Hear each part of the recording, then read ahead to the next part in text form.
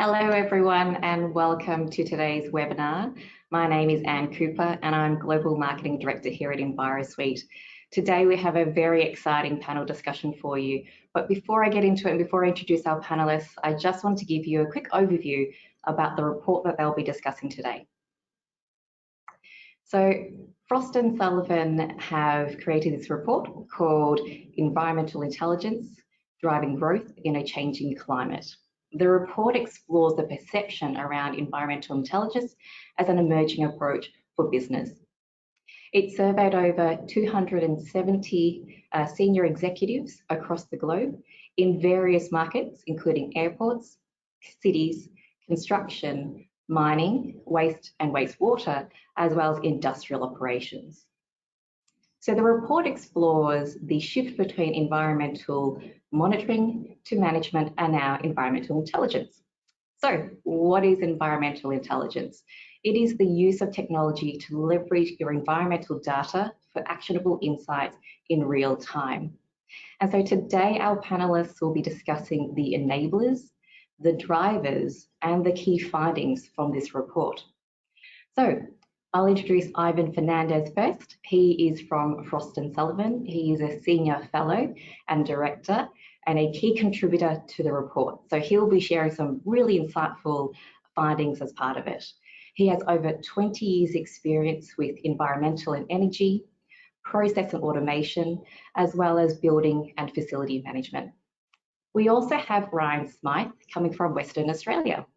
Ryan has been working with mining operations and in mining organisations across the globe. He brings over 15 years of experience in digital transformation for mining operations in order to optimise their operations, as well as to increase their social licence to operate. And finally, last but not least, we have Simon Heath, who'll be our moderator for today.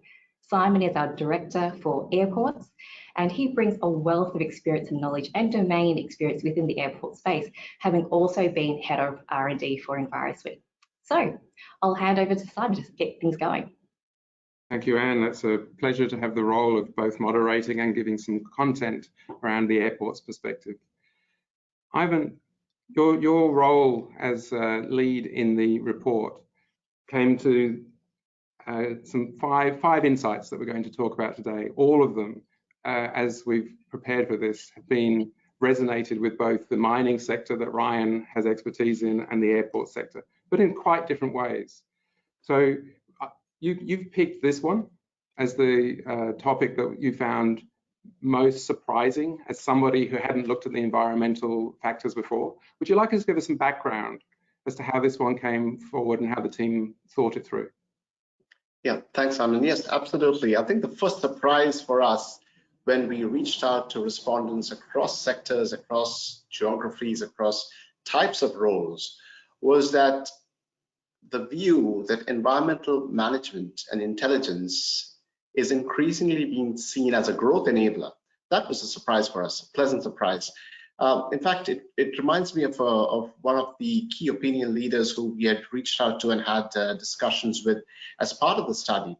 And I remember him saying that the basic shift, the fundamental shift that we are seeing now is that the industry is seeing environmental management as value rather than cost. So the study findings absolutely validate that, because as you can see on screen right there, that despite us having a huge proportion of people who actually see environmental management as a tick box exercise, a compliance exercise, despite there being the cost of doing business as a key driver, and you can see that there, close to a third saw environmental management and intelligence as being critical to enabling growth. So that's really the surprise for us, because when we talk of growth and the conversations with the respondents threw up a lot of different definitions of growth. So we're not only talking about revenue growth or profit growth. We're not just talking about geographic footprint expansion or customer base expansion. We're also talking of growth in terms of performance metrics. So it could be growth in terms of throughput, productivity growth, safety levels that I achieved. So the good news is that this is expected to drive higher adoption of environmental intelligence solutions in future beyond compliance-based requirements. So in effect, what I'm saying is that it's a shift from a have to approach to going above and beyond for optimization and growth. Above and beyond is certainly the response that the airport industry has had to the challenge. What does mining think of this, Ryan? How critical is growth in mining? Yeah, I think Ivan makes a valid point that this is a transition. It's a transition that mining, quite frankly, has been on for some period of time, and I think has been accelerated certainly this year. I think it's important when we talk about any change within mining to look at the commodity price landscape in which we're operating. And certainly within iron ore and gold, those are commodities that have performed very well, exceptionally well this year. And I think will continue to do so. Even base metals are starting to have somewhat of a rally. And what that does is it pushes back into operational miners a drive to really sweat assets as hard as they can to increase throughput as much as they can. And that in itself generates some growth limiting elements in terms of both environmental compliance and beyond. And I think the industry is looking for tools, transformational tools like environmental intelligence, to be able to turn, and I think Ivan frames it very well, what has traditionally been a cost into something that creates value. And we're seeing that across a number of miners. We typically see technology adoption like this filter down from the tier ones through. But I think with what's happening in the market this year, and there's a few things which I'll talk to later, we're seeing that percolate right down into the tier twos and even into asset owners that are looking to develop future assets. Environmental intelligence has got a huge role to play in an ongoing social license to operate. So there are those that are using it and looking to use it to optimize their assets, but also those that are looking to improve that social license to operate, to be able to operate further assets, diversify and grow their portfolio for those taking a longer term view. It's an exciting time in mining this year, and I think our outlook on commodity prices will continue to be so into 2021. Ivan, before I give my piece around how airports have seen this problem and are actually in what we call a very mature phase of looking to be proactive in environmental intelligence and changing their behavior in a near time frame. They think in time frames of 5 years and 20-year planning. You talked earlier in the study about how important time frame is into growth and profitability.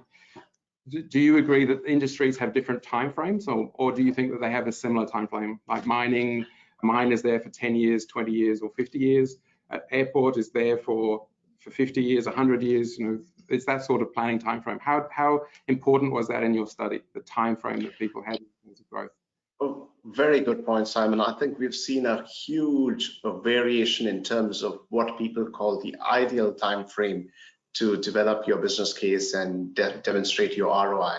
So if you look at, say, a local council or a city council in a large city, and compare that with, say, a water utility or a construction firm, or in Ryan's case, a mining firm, or in your case, an airport, I think the time frames just are completely different. What we are seeing as perhaps one of the indicators common across the board is that your ROI and your business case becomes more attractive the moment you start extending the time frame that you use to analyze your business case. So I think that's something we're seeing across the board, but in actual fact, timeframes are quite different. I think timeframes matter as to what stage you are in the project as well. So you've got a lot of people who are trying to establish a business and they do an environmental impact study, and they're going to sit in this tick the box category because they need to show that as they start up, they're staying within what they predicted. When you're looking at a mature business and you're accepting that mature business is seeing change that couldn't be predicted when they did the planning, and you've got cities growing around them as an airport has, and different fleet mixes and different forms of transport coming in, you're starting to realize that the tick the box is just not possible. You have to be in a world where you are constantly adjusting how you're impacting the environment and how people are demanding different things of you. It isn't static. And I think that's what you're seeing as well, Ryan, in your industry. Nothing is static when it comes to the environment. The environment changes whether we're impacting it or not, but so does the industry and the demands of the industry. Yes, absolutely. And in mining, timing is everything. you've got a combination of assets. You know, mine sites vary anywhere from sort of 5 years at the lower end up to 25 years and beyond. And interesting, with a high commodity price, often mine life are extended because the resource becomes economic again. So miners have to work with the asset in which they've got. But if you look at mine site lives of 25 years plus, irrespective of community, internal or external, is the environment does change. So often you find assets that have environmental constraints that are simply not fit for purpose. And in the absence of data-driven tools, your ability to change that outcome is very limited. So it speaks to the ability to generate more growth, to be able to challenge and create value, and we'll speak about examples later, for both the miner, the operator, and the community through tools such as this. So Ivan, I think we're trying to get onto the second paragraph, which is you are surprised at the fact that right now it seems to be a time when people are going to make this investment because they've recognized the importance of it. Do you want to give us a little bit of background on that topic? Sure, Simon. When we actually reached out to respondents for the study, obviously COVID-19 was front and center for everybody.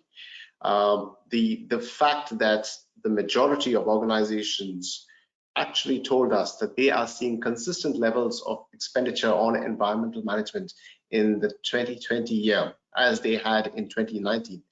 That in itself was a surprise for us, but an even bigger surprise was that, as you can see there on the screen, 27% of organizations actually expect that they'll end 2020 with a higher spend on environmental management than they did in 2019.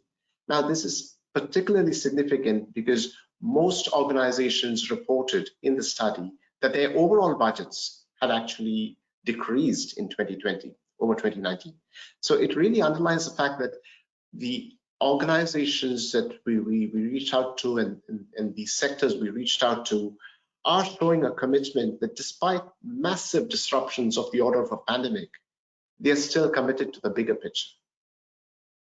The pandemic's changed an attitude to the environment as well and made it a keen focus of public commentary. Ryan, you've said to me several times, there's never been a better time than now for the mining industry. Do you want to expand on why that is true for mining in particular? Sure. I mean, we don't use the word paradigm shift lightly, but I think if you look at some of the macro factors converging on mining right now, that there literally is no better time to do this. I've spoken a little bit about commodity prices, and the reality of our business is that high commodity prices generate more free cash flow into business. So the deployment of that capital will always compete for, but there is more capital there than perhaps there was previously. Also, from a COVID standpoint, it's been proven that businesses that have higher levels of autonomy have significantly outperformed those that haven't.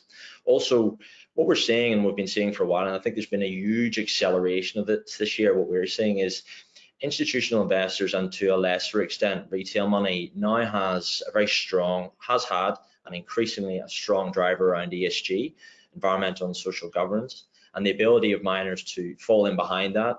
We see much more strict and stringent sustainability reporting. In fact, we've had 3 of the large iron ore miners and a couple of the large gold miners come out with zero carbon aspirations in as aggressive time frame as 2040 and 2050. And that for us creates a landscape that we've never seen before in mining, and it presents huge risks and huge opportunity. And data-driven tools, technology, innovation, and transformation is the only way to make that leap. It is the only way to manage those risks effectively and hopefully turn them into opportunities for the industry. That's why we're really excited about these type of applications. And we believe that currently, and 2021 will lead us to believe it will be no different, that there is no better time to adopt technology like this to generate the benefits both now. And Ivan talked about an ROI, the longer the time frame, the stronger it gets. This is happening. It's happening right now. This is like a conversation we would have had about health and safety maybe 30 or 40 years ago. It is simply unconceivable today that we would operate a mine site or any asset for that nature without stringent, robust, and fit for purpose health and safety practices. Environmental intelligence is the same. We're just a few years early. So we believe the time is now, and it's a very exciting time for mining.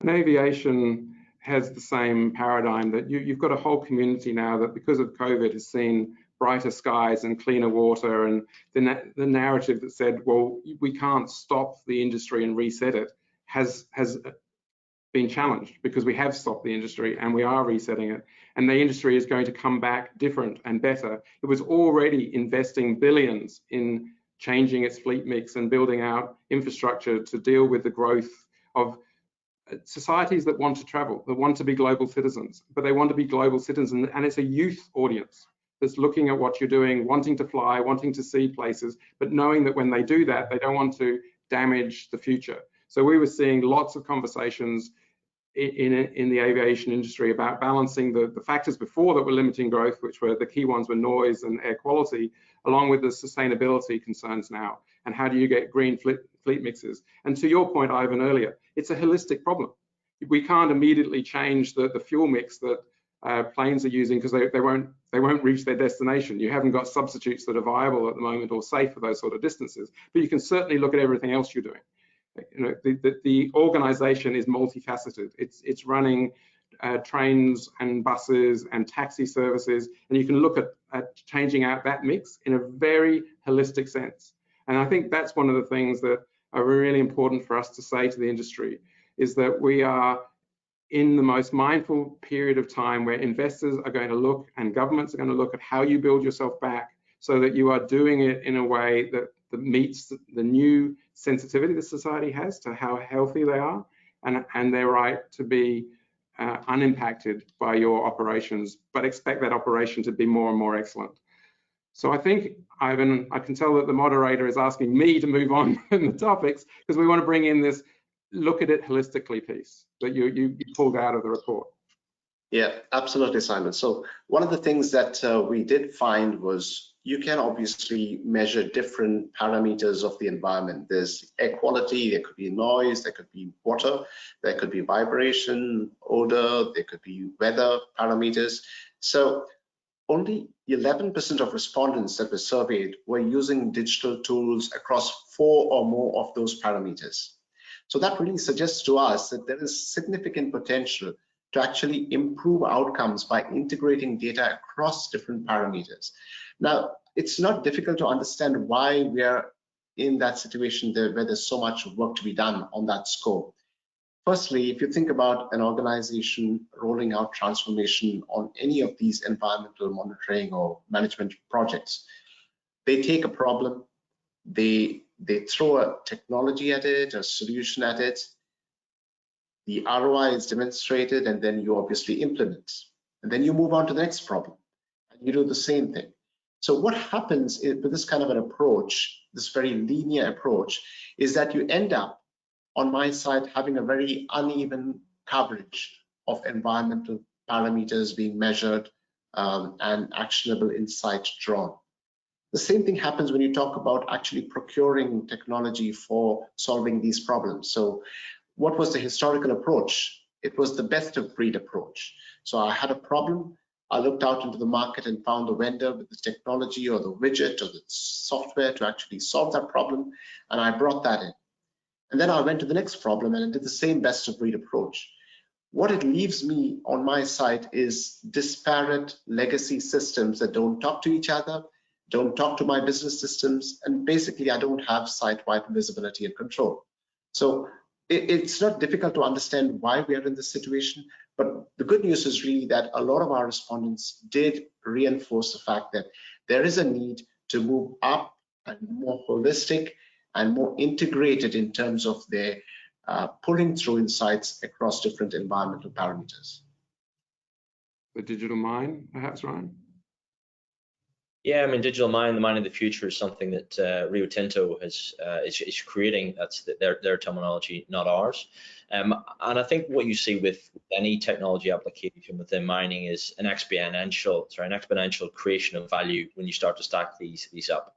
And what I would say within Australia, I think we can give ourselves a little bit of a pat on the back in the sense that we have some of the highest labor costs on the planet, yet we have some of the most competitive all-in sustaining costs. So we are doing this. We are doing this as we speak. We've always innovated in Australia. We've always driven costs down through innovation. We might have called it something different, but that's certainly what it was. What we're also seeing on the client side, right down from the tier 1s and the tier 2s, is a different mix of people, a different mix of systems and processes, being able to make these decisions. It is rare for us now not to engage with technology buyers that are very aware of the value creation, fully aware of the technology suites, and that level of sophistication has increased on both the buyer and the seller side. And we're excited because, as Ivan spoke to, the legacy systems are often very legacy, many years old. You know, if we think about the technology in the palm of our hands, you know, we wouldn't have an iPhone that's 2 years old, yet often we see legacy systems that are 10 or 15 years old operating hundreds, if not billion-dollar assets. So the opportunity here to combine technology to create exponential value is really great. And I think mining, and particularly mining in Australia, is very well positioned to take advantage of that because of the journey that we've been on. And because of the macroeconomic conditions that we have. So I think it's exciting. I think the thing that we're seeing also, Ryan, in the aviation industry is these data sets before were reported on as what their trend was.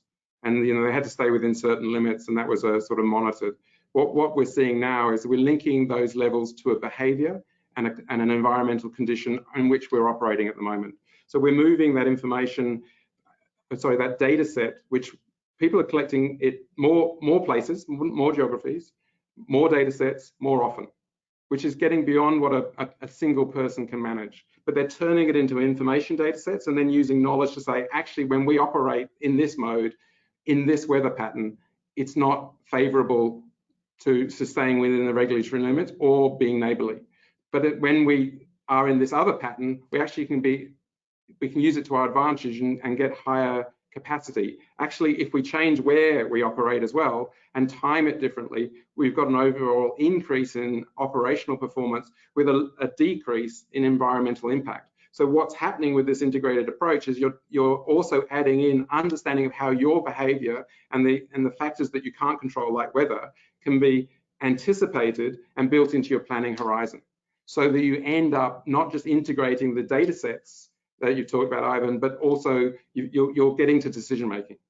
You're getting to real-time decision making of what should I do with my teams today? How do I deploy my infrastructure, operate my infrastructure, so that I am actually being very mindful of how the environment is favoring or not favoring that behavior. So you would turn things off on some days that don't work. You would move that behavior somewhere else. Is that the sort of thing that you're seeing in the reporting, Ivan? It really is more than an integrated approach. It's actually integrated with how you operate. Yeah, absolutely. The thing we find is that some of the best insights come when you go out of your industry and look at what's happening in other industries. And this whole approach to talking of integration is perhaps best illustrated in an example from a totally different industry, which bears a little resemblance to many of the sectors we're talking of, and that's the whole area of driverless cars. It's a whole new market, new industry being created. But that's a perfect example of how you are taking a very different way of operating and completely pivoting to something else. And to do that, integration is the key, because it's not just about the car, it's about the environment, it's about the intelligent traffic systems, it's about the decision making, the machine learning, the sensors, all of that. So I think the operative word of integration is critical to that kind of a pivot. And so and you've sort of introduced the idea that industries are going beyond the monitoring as well. So given that you've got the mic at the moment, Ivan, why don't you expand on this point here, which is around people are doing more than monitoring? Yeah, no, in fact, it's obvious that in some cases, organizations are still at that stage of baseline monitoring. So only 34% of total survey respondents indicated that they were familiar with the concept of environmental intelligence and were currently applying it. But the good news is that 44% suggested that they were planning to implement this in the next 2 years. So what this means is that whilst there is a lot of ground to cover, environmental intelligence is increasingly being viewed as a strategy to future-proof organizations. So that means you're going beyond the data collection from a conventional monitoring perspective to intelligent acquisition and application of environmental knowledge using digital solutions. Of course, this comes about from two different drivers. One is the change in mindset, and I think Ryan spoke of that, you've spoken of that, a change in mindset in senior management and people on the ground. And the second thing, which is extremely exciting, is also the whole digital transformation that all of us are witness to, disrupting every part of our lives, whether it's the leveraging of analytics or your sensor technologies, or even the improved data connectivity that we enjoy. So all of these drivers are supporting that shift beyond monitoring. And monitoring is a backward-looking activity in a sense, and we know that people are trying to go forward-looking. That's how you become proactive. How is this being applied in mining, Ryan?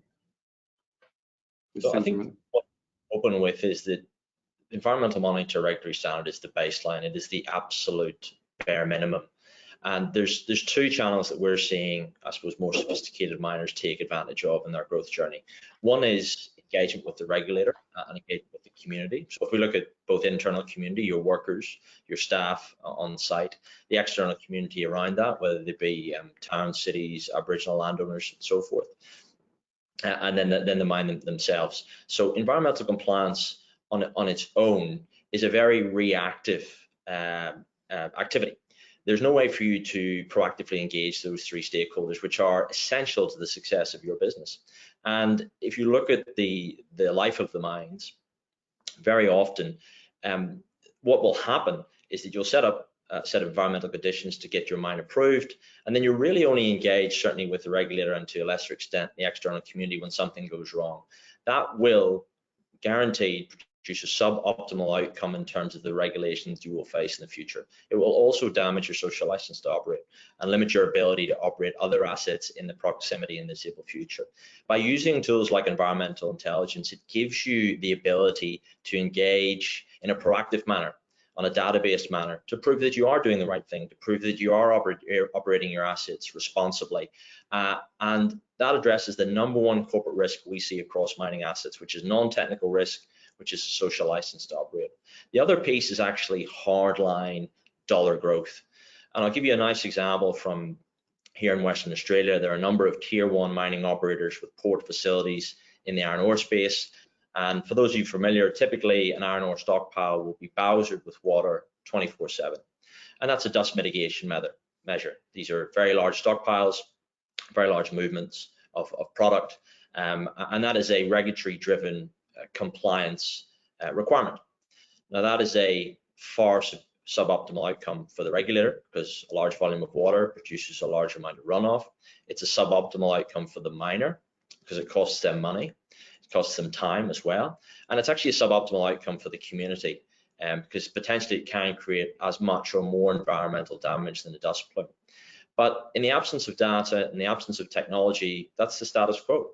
So your ability to challenge that and produce a better outcome is very, very limited. If you go beyond environmental monitoring and use an application like environmental intelligence, you can accurately predict when you're likely to have a dust event in the future. So you can tailor your action response around that. And we're seeing that happen right now. And we're seeing regulators buy into that and change permitting conditions that were introduced many years ago. And this is not about creating a win for one side and a win for other. In that particular instance, that's a win for the regulator, it's a win for the community, that's a win for the miner. It's generating more growth, it's generating more dollars, it's creating a huge return on investments. For those that are familiar with the space, they'll know the material cost of bowsering of water, aside from the fact that your ore is wetter, so your shipping costs are higher, you get difficulties with transport, and that's just one example of where a technology suite like this can add millions of dollars of value to an operation. I really like the example, Ryan, of stockpile monitoring, because I think a couple of years ago, we started doing a study on drones and the uptake of drones in Australia. And would you believe it, stockpile monitoring ranked as one of the most advanced use cases, where miners were actually having very advanced programs in terms of drone use and use of data from drones, simply for stockpile monitoring, because the case was so compelling. Yes. I think the exciting thing, we talk about ROI and technology every day, ROI of 3 years, 2 years, hurdle rates of 18% and so forth. I can tell you from experience, if you're able to affect the top line of a mining asset, there'll be those on the call that understand the EBIT and the throughput. It literally can be days or hours, or if you believe there's a risk event to stop your operation, it could be half an hour. I've recently done a business case for a miner where the ROI was half an hour on production. So, it's really exciting. It's super aggressive. One would argue there's maybe too much value being given away. But the reality is there is value to be captured here, and it's not a zero-sum game. There's value for all parties. I think it's because you've got situational awareness. So it's stunning sometimes that many operators can't answer simple questions of, how are you impacting? How noisy are you? When are you there? What are you doing that's being noisy? How are you operating? You haven't got that data set. When you have that data set through the baseline of monitoring, and then you're looking at your playbook, not only are you trying to work towards optimizing and achieving the possible, you actually start having conversations. We're going to talk about next, Ryan, about changing the possible, about adopting something different that's going to make it even more beneficial productivity, that term, with lower environmental impact, which I think leads us to this very important and final topic, Ivan. So we're going to spend a lion's share of our prepared time before we move to questions on this, the importance of internal and external stakeholders, the audience. And your findings in this, Ivan, were really quite resonated with me, that it's the people in the industry, the internal stakeholders, who are caring most about whether the industry is monitoring and responding to this. Do you want to talk that out? Absolutely, Simon. So when it comes to environmental factors, those related to health and safety are generally seen as high impact. And this is across the board, all sectors, all geographies that we polled. This is not only for external stakeholders like your community or your customers, but equally important for your own employees, your own workforce.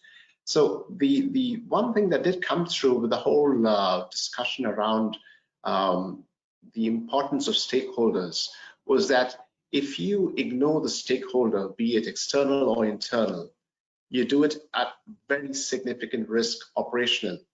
So one of the examples that we've provided in the study was of South Korea as a country in 2019. The country really had to take a very difficult decision to shut down a quarter of its coal-fired power plants temporarily. Basically, the idea was concentrations of particulate matter were so high that cities and residents were getting affected. So you can see the tangible outcome that sort of falls through once you ignore stakeholders and the impact on stakeholders. The same thing happens in say, the water sector or the waste sector. Again, sectors that we studied quite extensively as part of the study.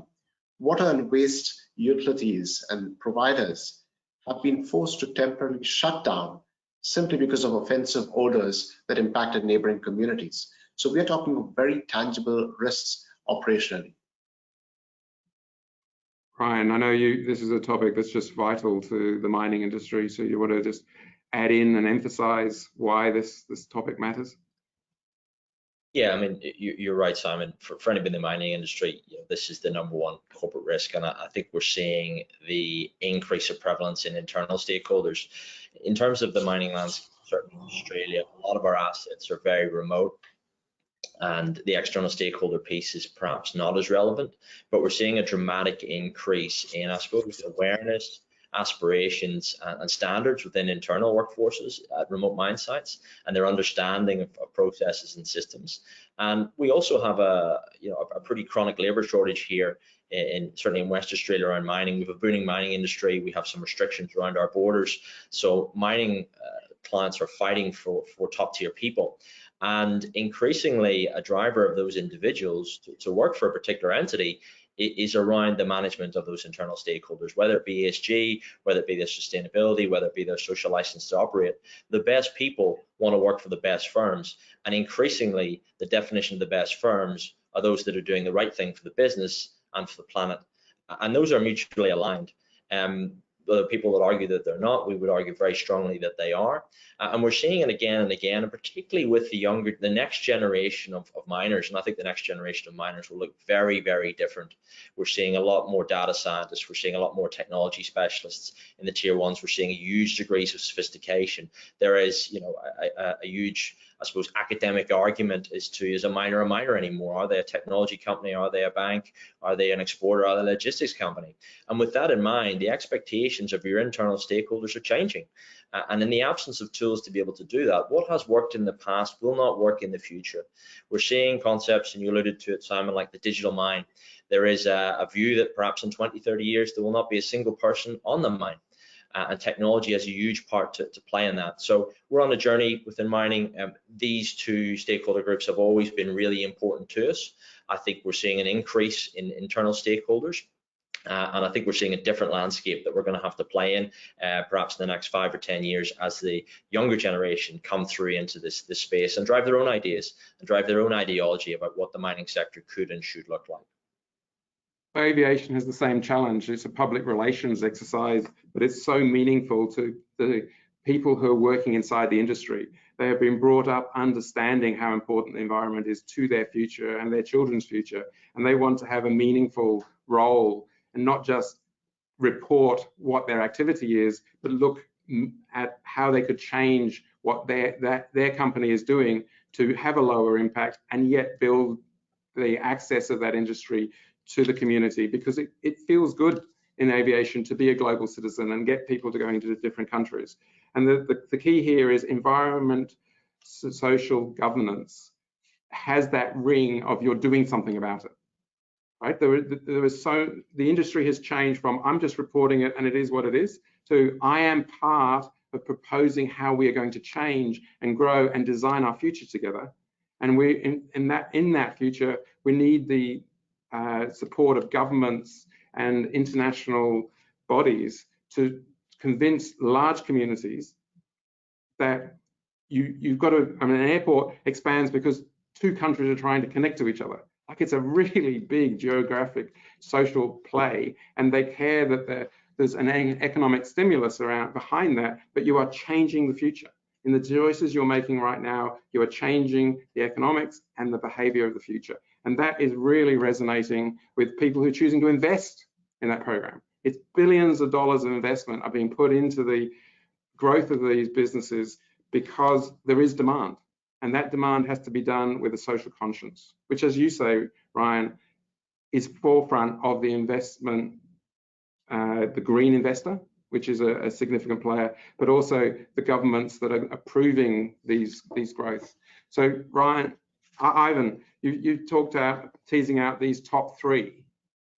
I think we should put out one of them from the top three, because I think we've covered health and safety risk to workforce. It is unacceptable now that any organization isn't mindful of the safe working environment of their own staff and the community that are using their infrastructure. The more stringent environmental regulations. How does an organization get involved in that these days? Yeah, I think from the way we look at it, if you are proactive about your environmental management and engagement with the community, you are closer to the stakeholders who actually influence regulation. So one of the examples that we did come up with in the study was the question of community complaints. So what happens when you have community complaints? Let's assume that there's a waste site that has offensive odors, or there's a lot of noise in and out of a particular airport, and you have communities complaining about that. It immediately triggers political action, and that in turn triggers increased regulatory oversight. So the idea that we see emerging is that you need to be proactive in your community engagement, in your environmental management, to be able to not react to regulatory change, but actually influence that change. I think that's where we were with the aviation industry is now collaborating with regulators, both environmental, airspace, government, and communities, because it's a shared problem. It was adversarial in one sense, where you just took the position of, well, tell me what I have to do and I'll do it. Now being engaged with, well, if I make this investment and I do it this way, can I trade out some of the regulatory limits that you put on me because I'm doing something better in another space? And that is only possible if you're collecting the data and you're showing an adaptive behavior. Like I am doing a plan, do, check, act. If I'm running my operation and I'm going over the limit, then I know in real time to feed back and adjust. That's going to build trust because it's going to slow down or speed up that process of decision making. Why do infrastructure programs take so long? Because people debate what that impact is going to be. If you put in place the ability to measure and respond, then you should operate sooner. Is that something that's, Ryan, I hear that, it's the isolation of mines that seem to give it the community doesn't care. Of course the community cares. They care passionately because they live downstream of the mine, or they want to work at the mine, or they're investing in that mine. This idea that somehow or other you're disconnected by remoteness doesn't make any sense to me. Does it make sense to you? Interesting question. So yes and no. Certainly from an internal stakeholder perspective, no. What I would say is that firms that don't have this at the top of their agenda generally generate much lower shareholder returns. Significantly, and that's been proven. Only this week we've seen the change of CEO of a major mining company where they've come out, and one of the reasons for doing that is to change their commodity mix. That's simply unthinkable for that particular entity 10 years ago, and it shows you the direction of the market. With respect to more stringent environmental regulations, I think it is a naive operator that doesn't engage the regulator proactively. The power of the regulator, certainly here in Australia, is material. And I draw this parallel that I speak to clients every day that are operating process plants at 95, 96, 97.7 is the highest one I've heard, efficiency, including downtime, 365, 24 hours a day. So they're operating them to the minute to get the maximum amount out of it. A regulator can close you down for an hour, a week, a day, or a month. And they can do that while they work out what remedial actions you're going to take. Now, in the context of an asset that you're measuring down to the last percentile, a week can make a month, can make an operation completely uneconomic. So it is good business sense, apart from good social sense, to engage the operator proactively, particularly with an asset life of 25 years. And as Ivan alludes to, when you start to get community complaints, you're already way too late, because the first 10 didn't make it to you. You're actually getting the 11th complaint or the 12th complaint. And when there's a groundswell, it'll drive harder regulation, you'll have more scrutiny, it'll be more difficult for you to do things. Set that against a high commodity price, you want to do more, you want to expand your mining area, you want to push your production harder, yet you will be limited. And non-technical risk is so frightening to investors and so frightening to mining is because it's very hard to control. Financial risk can be managed. Technical risk can be managed. You can engineer your way out of most problems. Non-technical risk, once the horse is bolted, you cannot. You have to spend millions of dollars on community engagements after the fact to try and get your asset back into position. And once the trust is lost, in our experience, it's very, very difficult to retain it. That certainly resonates with airports. They've done massive amounts. The ones at the front end of that process are constantly negotiating and sharing decisions and future choices with their communities to bring them along on the journey and to take their opinion. But it's also a collaboration now that you wouldn't have thought in a competitive aviation, where the operators, the administrators, all parties are trying to design that future together and sharing, if you like, the data sets, because data informs decision. I think we've got to the point now where people are comfortable that if you've measured the data in a consistent way and you are able to correlate the behaviors of your operation with the measured data and show that it's trending one way or the other, people can make choices, and they're experimenting in real time. They'll change runway patterns. They won't pretend to know the answer. They'll experiment in real time and give that data set back to the communities and say, this is beneficial. And I think that sort of collaboration with the community is appreciated, because how else are you going to test out your ideas in a world that the one thing about the future I'm certain you can't do is predict it.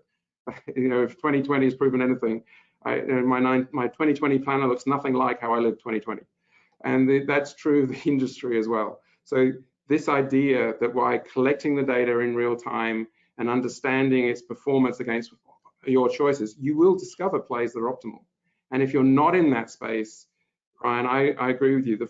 The leading and trusted entities in our industry are the ones that are engaging that data set transparently with the community and saying when they're doing well and when they're not doing well, because it's impossible to always be compliant. There's going to be factors against you, but if you show that you're going to know when you're not and adjust, that's the sort of behavior that a community is looking for from a responsible organization. Now, I think we've reached the point where we are going to do a quick poll of those 5 factors and ask the audience how much like your study happened, Ivan. You know, this is one of the questions that you put out there. So I'm not sure whether the great voice of Ian is going to describe how this works. Yes, absolutely, guys. So I will launch a poll, and all you have to do is click the answer as you see fit. So we'll give a 30-second poll. So if you could pop your answers in there, it'd be very good, because we're going to share the results afterwards. So what we will do is maybe about 10 more seconds here. I'll give 15 more seconds. Oh, that's great. I can see them coming in, which is fantastic. So I'm going to close the poll in 5, 4, 3, 2, 1. Fantastic. So we'll share these results. Simon, I'll turn it over to you. Okay. Well, I think it's not surprising that you would have a majority saying it's important from compliance and operating perspective. It's good to see a strong, good for the planet and the right thing to do, because that's the messaging that communities like to say, and critical to enabling our growth. In an aviation sense, you can't actually grow if you're not telling how you're planning for this future. So let's bring up a question that we got as we polled for people to attend. I think, Anne, I'd like you to bring that first question up. Yes, of course. And thank you everyone for putting your questions through either before the webinar itself or today. The first question that we have is the do nothing approach still an option for business? Oh, favorite question. Ryan, I don't know. I want to fight you for going first on this one. Why don't you answer that one? Absolutely. You know, do nothing is simply not an option from I think a lot of mining perspectives now. Whilst it's interesting to see, important from a compliance perspective, you know, hopefully what we've been able to allude to is the opportunities for growth through technology like this and going beyond compliance, whether it be stakeholder engagement, driving your own destiny with the stakeholders, whether that be regulators, internal or external, but also from an operational perspective. I think the stockpile example is a really good example. You know, if mining clients want to understand, and I get it, you know, these things have to stack up financially.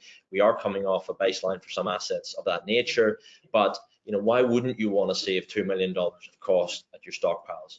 Why wouldn't you want to have a better engagement with the regulator? Why wouldn't you want to dictate your own destiny? Why wouldn't you want to be able to operate your asset better, faster, more efficiently in the context of high commodity prices? So, you know, undoubtedly there will be people that stick to compliance. You know, they will be technology laggards, and they unfortunately will not realize the benefits that we see. There will be clients that pick this up very early, and I can tell you it's happening right now, that are seeing the benefit, and they'll be able to go on the journey and go on the journey faster. And what Ivan talked about, you know, the start of this process, this is only the start. Where we'll be in a year from now in terms of the ability and what we can do with the data, I don't know, but I can tell you it'll be materially more. And in the absence of systems and process to capture that data, the costs of implementation will only increase in the future, as with any technology. So being able to do this now and generate value right now for stakeholders when cash flow, particularly in mining clients across iron ore and gold, is high, you know, I think is super compelling. And I think the do nothing approach, if we had this webinar a year from now, I don't think it'll even be a question. Well, Ivan, in fact, you didn't ask this question. I don't think in your survey you said, are you as a business choosing the do nothing approach? Is that true? Absolutely. It's because it's redundant at this stage. We track global risks on an annual basis. And another organization that a lot of people will be familiar with is the World Economic Forum. And they have this annual survey where they actually poll scientists, politicians, businessmen, and communities to try and understand what are the global risks in terms of likelihood and impact. So they actually plotted in terms of a matrix. And believe it or not, 2019, all the top 5 risks in terms of likelihood were climate change related. Even more impactful, more likely to happen than something like, say, a terrorist attack, cyber attacks, say fiscal crisis, interstate conflict. So we're talking of what the IPCC called the tipping point, right? When we speak of the environment, this is a 2-decade-old terminology, the tipping point. But what the scientific community is arriving at a consensus now is that the biosphere tipping points that we are seeing now, whether it's ice loss or deforestation or extreme droughts, or rise in temperatures of sea levels and sea temperatures, these biosphere tipping points are creating a cascade effect, which means that we are beyond that point where we can avoid the consequence of climate change. We can only now address and mitigate that. So when you reach that point, the scientific community calls it a planetary emergency. I think I don't want to spend too much more time on this, because I think as a panel we realize that do nothing is an unacceptable answer. If your spokesman for your organization is asked the question, are you doing anything, and you say do nothing, it is already a problem for you. But if you then can't share that information, you're choosing not to share it, you're immediately in suspicion. You're not behaving in a trusted way, and you can't know. I mean, one of the most amazing things that I think the progress of environmental intelligence has shown is most organizations didn't know they were suboptimal, did not know that they could land another plane, or where their planes were being parked, or how they're, and it, knowing that, because they're tracking it and following it, saves them money. They get more efficiencies, they can use their assets better. So this idea that you're doing nothing, I just think it's not an option for businesses. The answer is no, screamingly no. Move on. You are going to be out of business if you stay with a no. That said, there's that dilemma that growth is always perceived to be a negative, because if you're going to grow, you must be doing more bad things along the way. And for me, in aviation, where you've seen aviation grow to the point where the noise contours are shrinking. You've had more flights and the noise contours are shrinking. We've proven as an industry that if you do things the right way, you can grow and actually reduce your impact. You can have a win-win scenario, and that's what we're looking for. It's the hope of the future that we will find by intelligent design and analysis, choices that allow us to grow at a lower footprint impact. So you can put these two together, and they can be an outcome that happens because you've used intelligence and data instead of gut instinct to make informed choices. And Ryan, I know that that's not true of every business. Like you're in an industry where perhaps as you scale up, there are higher impacts, but it's certainly true that by looking, one of the studies I remember being compelling when we were looking at how plants operated efficiently is we saw different behaviors, exactly the same plants in different geographies, but not the same productivity and not with the same compliance. And we just started to share best practice amongst those operations. They all improved. And without that measuring and intelligence and understanding, you couldn't have done that. You couldn't have optimized your business. And I think, Ryan, this is a topic that you care about a lot. Do you want to give your storytelling here? Sure, absolutely. And Simon, you're right. We have a slightly different lens in the sense we obviously have new mines, which have huge opportunity to adapt technology and best practice for now. And I would always counsel that, when we're doing this, what is best practice now? We've got to look forward 25 years as well for the operating life of the asset. But where we have well-established assets that have throughput, that are looking to increase that throughput, or actually with something like mineral sands that have a shallow mine area that are expanding very rapidly. Unfortunately, the levers are when you dramatically increase production, you dramatically increase mindset area, there are typically increases in environmental impact. And I think what we're saying is, to take advantage of that is to adopt technology and to do things better and do things smarter. And I want to talk to the second piece, which is a little bit I'm sort of passionate about, is this changing climate. Two pieces to this is climate change, the zero carbon driver, and the changing climate is in the commodity price environment in which we're working, which doesn't look to have, certainly in gold or iron ore, any sign of slowing down, irrespective of whether South America comes back on or not. So mining clients are going to have to learn to drive business growth in a changing climate. It's going to become the new business as usual. It is, you know, a convergence of factors that we could never have seen, even at the start of COVID-19. It's quite amazing how we as an industry have reacted, and I would say dramatically outperformed other sectors over this period of time. And I think in some part we've done that because of our legacy of innovation, but moving forward, we have to use these types of tools to continue that growth trajectory and to experience the growth that we want. And to be quite frank, our economy here, certainly in Australia, needs that to keep happening. I agree. I agree that is the great hope of dealing with this precipice that we all feel that we're on, Ivan, is that by applying intelligence that we have now, we can do it differently. I think there's one last question. Oh, Ivan, do you want to talk to that or not? I just wanted to sort of reaffirm what both of you just mentioned, that actually these aren't contradictory ideas or goals. It's really about the way the business case is built to actually articulate enterprise-wide benefits beyond the here and now of solving a particular problem in terms of the environment. The moment you begin to see adjacencies in terms of benefits, the intangible benefits, and add them all up, then the moment you expand the time horizon, you begin to see a much more compelling case for action. And before I forget, because there's a point here about when you're looking at all the different factors, some compete against each other, like quieter aircraft usually increases the fuel burn. We've now got that's why we have to have this conversation about balancing your choices and applying, releasing the constraint of one being the dominant concern and looking at it holistically. Now, when you're doing that, you need expertise beyond what one person usually can manage.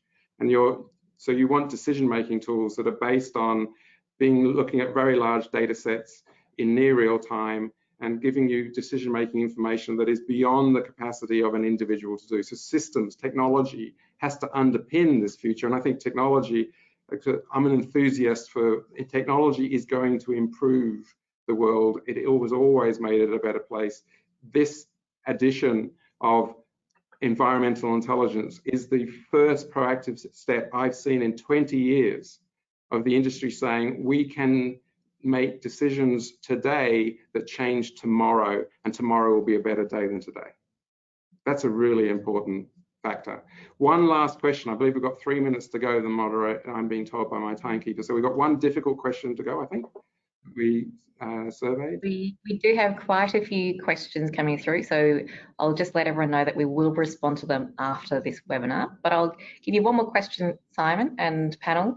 So the question is, we are noticing a significant change because citizens are becoming more knowledgeable, but also recognise the benefit of industry in society. What role are communities playing in the EI spectrum?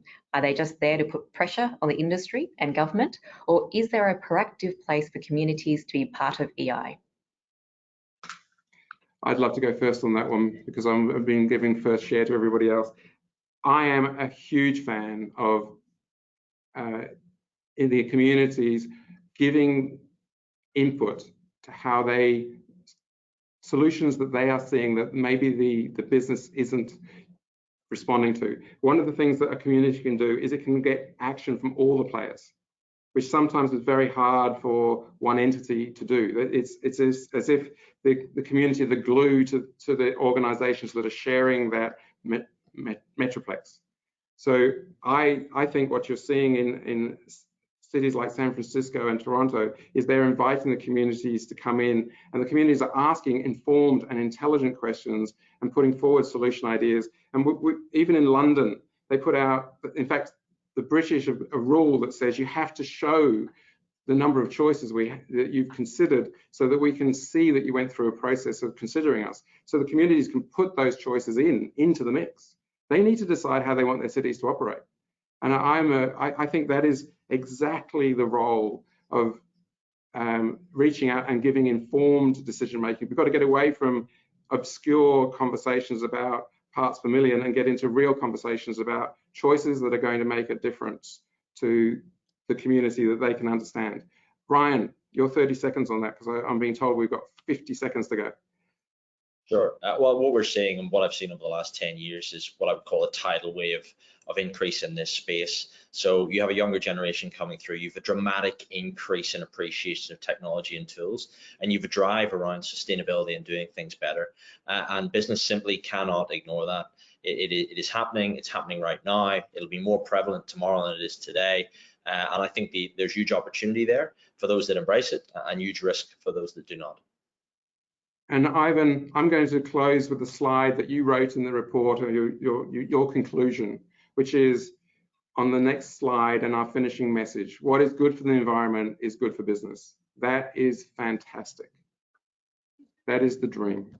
That is what young professionals want to see in today's, as they manage the assets that are making our cities tick and driving our future.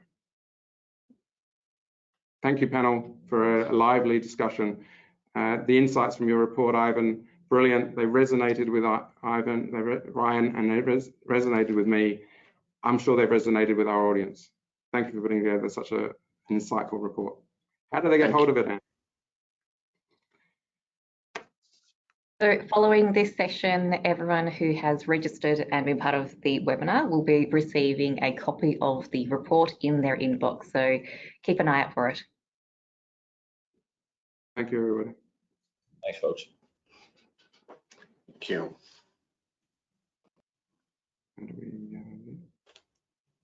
Bye.